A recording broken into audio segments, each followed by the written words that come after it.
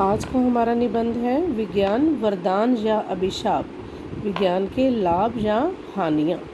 आज का युग विज्ञान का युग है। सबसे पहले भूमिका। आज का युग विज्ञान का युग है।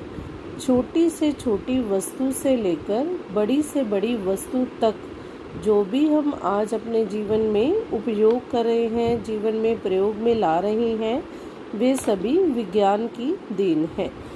विज्ञान ने आज की दुनिया को एक नया रूप प्रदान कर दिया है।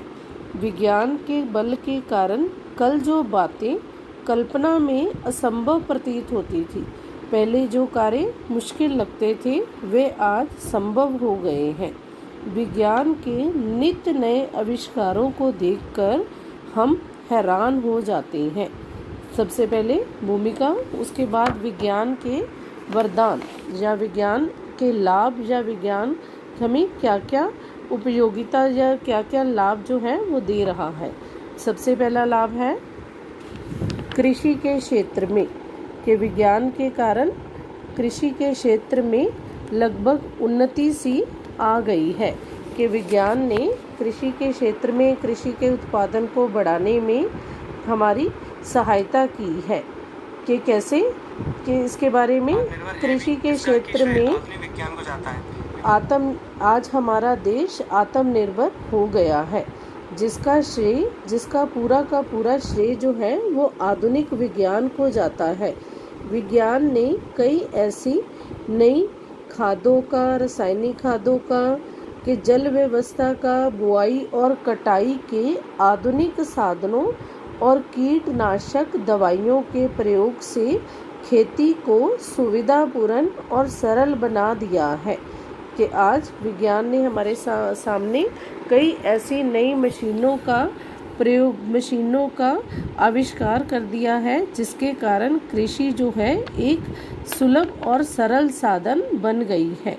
सेकंड है यातायात के साधन क्षेत्र में, यातायात के क्षेत्र में कि यातायात ट्रांसपोर्ट कि इसके क्षेत्र में क्या क्या विज्ञान ने आविष्कार किए हैं। विज्ञान ने सबसे पहले समय और स्थान की दूरी को समाप्त कर दिया है कि पहले जहां पहुंचने में कई महीने लग जाते थे, वहां अब कुछ ही घंटों में पहुंचा जा सकता है।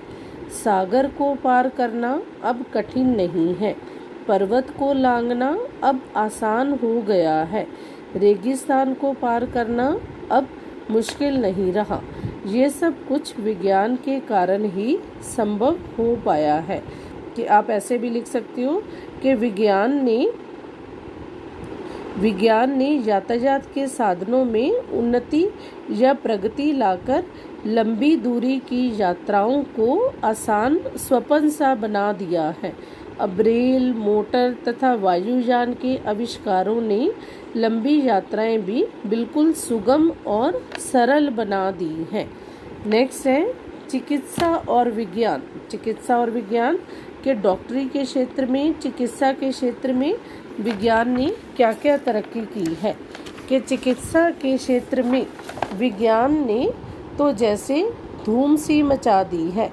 कल तक जो रोग असाध्य जिसका इलाज ना किया जा सके, कि जिसका कोई भी इलाज संभव ना हो, असाध्य, कल तक जो रोग असाध्य थे, उन रोगों का इलाज आज विज्ञान की सहायता से सरल हो गया है। चिकित्सा के क्षेत्र में विज्ञान ने चमत्कार पैदा कर दिया है। कोई भी रोग आज ऐसा नहीं है जिसका हमारे पास इलाज ना हो। आज हम नई औषधियों की खोज कर रहे हैं। शल्य चिकित्सा होती है सर्जरी। शल्य चिकित्सा के लिए एक से एक बढ़िया उपकरण होते हैं, इंस्ट्रूमेंट, जो भी साधन है, हम आज प्रयोग कर सकते हैं। कि आज प्रत्येक उस रोग का इलाज संभव हो गया है जो पहले असाध्य और घातक होता था।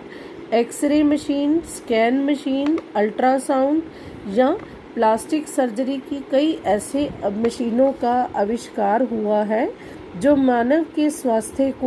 मनुष्य के स्वास्थ्य को प्रभावित करते हैं। प्रत्येक रोग का इलाज आज के समय में संभव हो गया है और व्यक्ति स्वस्थ तथा निरोग जीवन जी सकता है। अब नेक्स्ट है उद्योग के क्षेत्र में। उद्योग है इंडस्ट्री में क्या क्या सहायता कर रहा है विज्ञान। उद्योग धंधों के क्षेत्र में विज्ञान ने बहुत उन्नति की है। कई भारी उद्योगों के लिए, भारी उद्योग के बड़े पैमाने पर लार्ज स्केल इंडस्ट्री जो है उसमें स्वचालित मशीनें, स्वचालित अपने आप चलने वाली कि कुछ ऐसी नई मशीनों का निर्माण किया गया है जो आश्चर्यजनक है।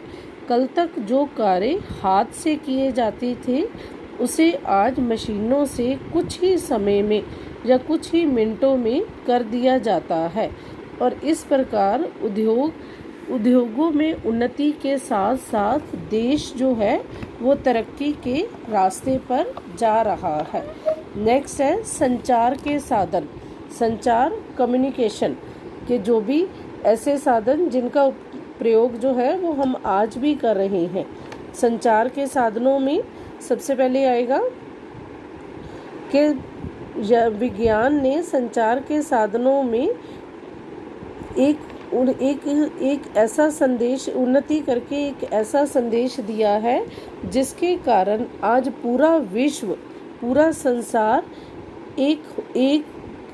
एक हो गया है कि पूरा संसार जो है ऐसा लगता है कि वो बिल्कुल पास आ गया है। पूरे संसार को पास लाने का कार्य संचार के साधनों में तरक्की के द्वारा ही संभव हो पाया है कि जिस कार्य में पहले संदेश को भेजने में बहुत समय लग जाया करता था, अब विज्ञान के कारण संपर्क दूरी कम हो गई है। अब टेलीफोन, सेलुलर फ़ोन, टेलीग्राम या फैक्स या ईमेल के कारण प्रत्येक संदेश कुछ ही क्षणों में या एक क्षण में भेजा जा सकता है कि जैसे कंप्यूटर में ईमेल, इंटरनेट ये सभी जो हैं वो संचार के साधन जिसके कारण ऐसा लगता है कि विश्व जो है वो सिमटकर एक छोटा सा घर बनकर रह गया है कि अब जो है विश्व पूरा एक हो गया है। तो संचार के साधनों के कारण ऐसा लगता है कि हम किसी भी व्यक्ति के साथ संपर्क कर सकते हैं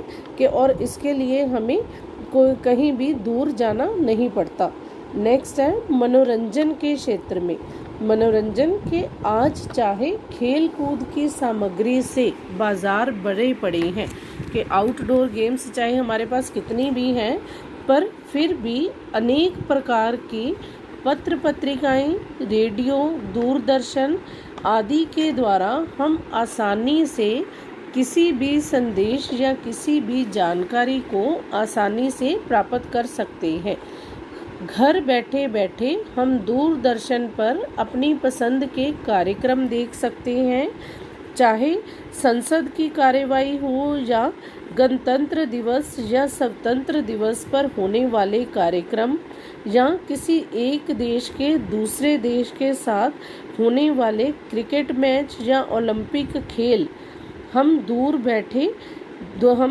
रहते हुए भी घर बैठे उनका आनंद ले सकते हैं कि आज मनोरंजन के साधनों में विज्ञान ने क्रांति सी ला दी है। किसी भी घटना को हम साक्षात, विश्व में होने वाली किसी भी घटना को हम साक्षात अपनी आँखों के सामने देख सकते हैं। मनोरंजन के क्षेत्र में यह उन्नति विज्ञान के चमत्कार का ही परिणाम है। अब नेक्स्ट है विज्ञान अभिशाप के रूप में कि अगर हम कह रहे हैं कि इसका एक पक्ष है कि इसके लाभ हैं, ये कहीं ना कहीं हमें पूरी तरह से फ़ायदा दे रहा है, पर कहीं ना कहीं प्रत्येक वस्तु के दो पहलू, तो वो हमें लाभ देने के साथ साथ हानि भी, नुकसान पहुंचाने के लिए भी कार्य कर रहा है। इसके लिए पहले हमने क्या लिखना है, विज्ञान के चाहे हमें लाभ है, पर फिर भी चाहे इसने हमारे जीवन को बिल्कुल बदल कर रख दिया है कि कई ऐसे साधनों की खोज से हमारा जीवन आसान हो गया है, पर विज्ञान का एक दूसरा पक्ष भी हमारे सामने आता है और वो कौन सा है, कहीं ना कहीं ये एक विनाश का कारण या ये एक ऐसा आज्ञाकारी सेवक है जो जरा सी गलती करने पर, विज्ञान हमारा एक ऐसा सेवक है जो जरा सी गलती करने पर हमारी जान का दुश्मन भी बन सकता है। इसके लिए फर्स्ट हेडिंग है घातक हथियार। घातक हथियार के विज्ञान ने मानव के विनाश के लिए बहुत सी सामग्री बना दी है। वो कैसे?